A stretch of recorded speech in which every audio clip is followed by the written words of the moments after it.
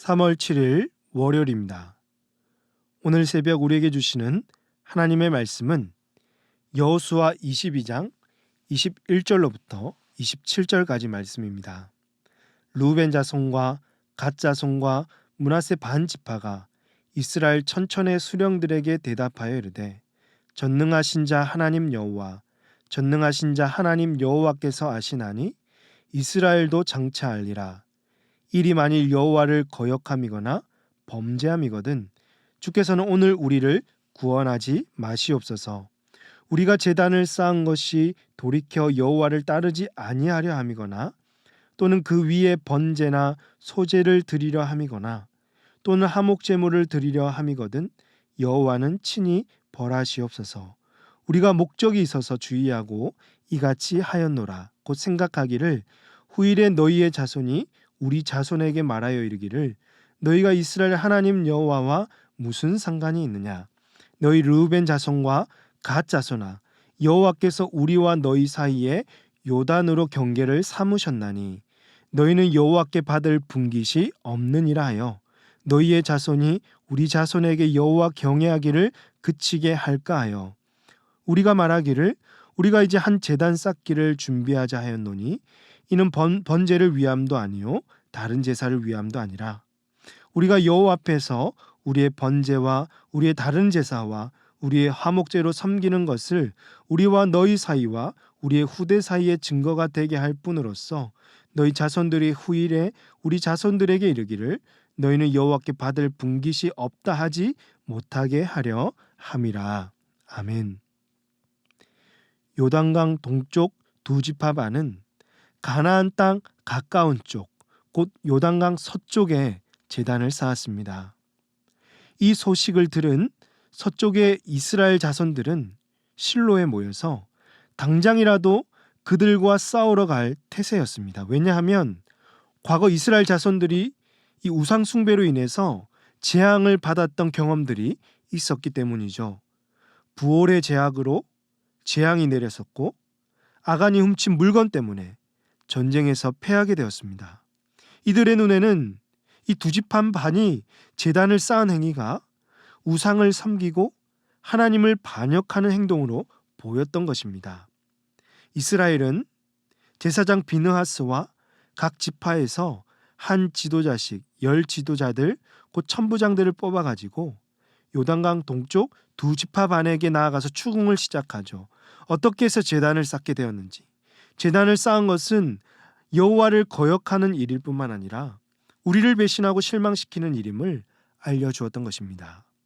그리고 오늘 우리가 읽은 본문은요, 르우벤 자손과 갓 자손과 므낫세 반 지파가 이제 이스라엘 그 천부장들에게 해명하는 말씀입니다.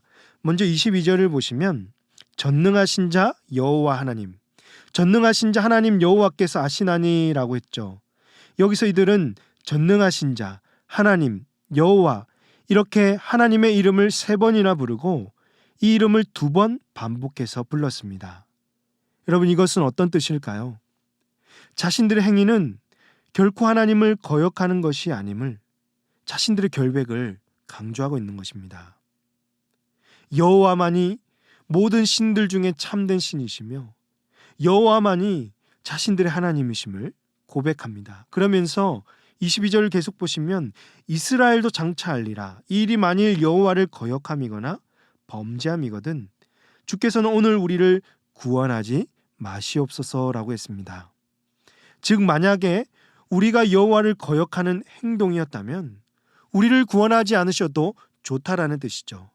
그러면서 두 지파 반이 제단을 쌓은 이유에 대해서 말하기를 우리가 제단을 쌓은 것은 여호와를 따르지 않으려 하거나 제단 위에 번제나 화목 제물을 드리려 함이 아니고 분명한 목적이 있는데 그 목적이 무엇이냐면 바로 24절과 25절에 기록되어 있습니다. 우리가 목적이 있어서 주의하고 이같이 하였노라. 곧 생각하기를 후일에 너희의 자손이 우리 자손에게 말하여 이르기를 너희가 이스라엘 하나님 여호와와 무슨 상관이 있느냐. 너희 르우벤 자손과 갓 자손아 여호와께서 우리와 너희 사이에 요단으로 경계를 삼으셨나니 너희는 여호와께 받을 분깃이 없느니라 하여 너희의 자손이 우리 자손에게 여호와 경외하기를 그치게 할까 하여라고 했습니다. 곧 이들이 제단을 쌓은 이유는 훗날의 서쪽에 있는 이스라엘 자손이 자신의 후손들에게 여호와를 경외하지 못하게 할까봐, 또 그들의 형제들에게 거부당하여서 여호와께 받을 분깃이 없다고 할까봐 염려하고 두려워하는 마음에 제단을 쌓았던 것입니다. 그러니 두 지파 반은 결코 불경건한 의도가 아니었음을 호소하고 있는 거죠. 이것을 증명하는 또 하나의 증거가 있다면 바로 제단을 쌓은 위치였습니다. 만약에 그들이 제단에 번제와 화목 제물을 드리려 했다면 당연히 그들의 땅과 가까운 곳에 제단을 쌓아야 할 터이지만, 이들이 제단을 쌓은 곳은 가까운 곳이 아니라 요단강에서 가나안 땅과 가까운 바로 서쪽이었다라는 것입니다. 사랑하는 성도 여러분, 오늘 이 말씀을 묵상하면서 어떤 생각이 드십니까? 하나님은 우리에게 어떤 말씀을 하시기를 원하실까요?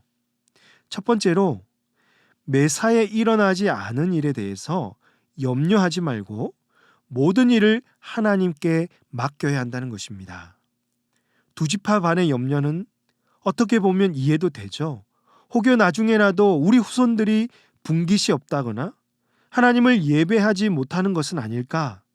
그래서 미리 준비하고 조치를 취하는 것은 필요할 수 있습니다. 하지만 이 일은 일어날 수도 있고 일어나지 않을 수도 있다는 거죠. 하나님께서 하시는 일을 사람이 다 예측할 수 없고 판단할 수 없습니다. 그러니 아직 일어나지 않은 일에 대해서 하는 그 염려는요, 오히려 갈등을 빚고 오해를 쌓고 공동체에 피해를 줄 수 있다는 것을 기억해야 합니다. 어느 자료를 보니까 오늘 우리가 하는 염려 중에요, 진짜 해야 될 염려는 4%밖에 되지 않는다고 합니다. 그러니 자연히 96%의 염려는요, 이미 일어난 일이거나 아직도 일어나지 않는 일이거나 쓸데없는 염려거리라는 것입니다. 그러므로 쓸데없는 염려로 시간을 낭비하든지 삶을 흐트러뜨리거나 공동체를 방해하지 말고 우리의 모든 삶을 주님께 전적으로 위탁하고 하나님을 신뢰하며 맡기는 저와 여러분이 되시기를 주님의 이름으로 축복합니다. 하나님께 우리의 모든 것을 맡길 때 하나님께서 우리가 걷는 모든 걸음걸음을 선하게 인도해 주실 줄로 사랑하는 성도 여러분 믿으시길 바랍니다.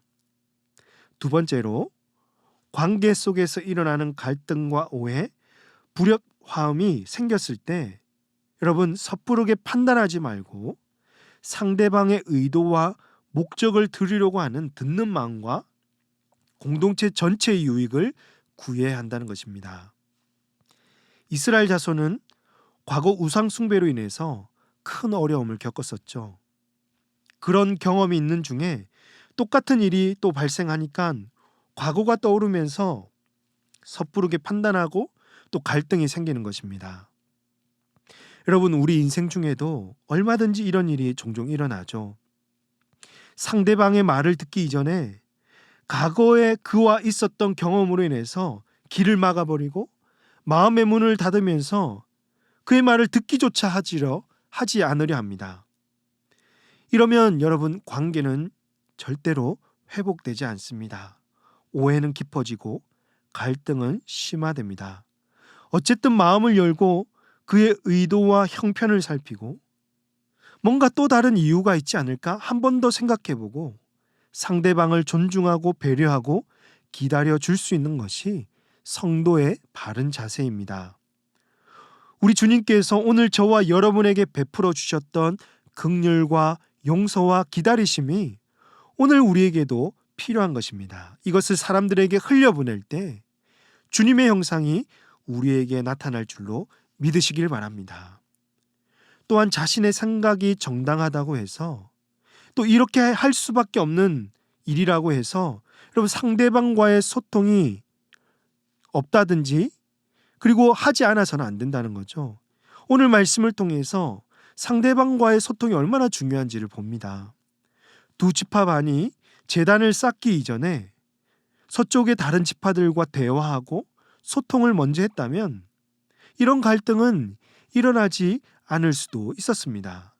아무리 그들의 입장이 이해되고 정당하더라도 이 소통이 생략되었기 때문에 오해가 생긴 것입니다. 그러므로 자신의 권리와 정당성을 주장하기보다 언제나 공동체 전체의 유익을 생각하고 서로 소통하고 경청한다면 우리 공동체 안에서 다툼이 사라지고 서로 하나가 되며 모두 함께 자라는 공동체를 세울 수 있을 줄로 믿습니다. 나보다 남을 높일 줄 아는, 나의 유익보다 공동체의 유익을 생각하며 판단하고 행동할 줄 아는 우리 모든 성도님들 다 되시기를 주님의 이름으로 축복합니다. 기도하시겠습니다. 하나님 아버지, 오늘 말씀을 통해서 공동체를 돌아보게 하시니 감사합니다. 우리 모든 관계 속에서 갈등이 없을 수 없으나 그럴 때마다 나의 섣부른 판단보다 상대방의 말을 들을 수 있는 듣는 마음을 주시고 공동체의 유익을 구하는 우리 모든 성도들 되게 하여 주시옵소서. 일어나지 않은 일에 대해서 염려하여 앞뒤를 분별하지 못하는 자 되지 말게 하시고 모든 삶을 주 앞에 맡기며 주님께서 이끄시는 대로 순종하며 살아가는 저희들 다 되게 하여 주시옵소서. 이 모든 말씀을 우리 구주 예수님의 이름으로 기도하옵나이다. 아멘. 오늘 말씀을 기억하시며 기도하시고 주간 기도 제목에 따라서 부산과 민족, 우리 성도들의 한 주간의 삶을 위해서 기도하겠습니다. 부산과 이 지역에 복음이 심겨지고 구원의 열매가 넘칠 수 있도록 한국교회 지도자들과 부흥을 위해서 특별히 9일에 있을 대선 중에 바른 선거가 이루어지게 하시고 대립과 분열, 갈등이 사라지고 나라 전체의 유익을 생각하며 서로가 하나가 될 수 있도록 우크라이나의 전쟁이 속히 종전될 수 있도록 지속되는 코로나 확산으로부터 우리 성도들을 지켜주시고 확진으로 어려움을 겪고 있는 우리 성도들 속히 회복시켜달라고 이 시간 합심해서 같이 한번 기도하도록 하겠습니다. 기도하십니다.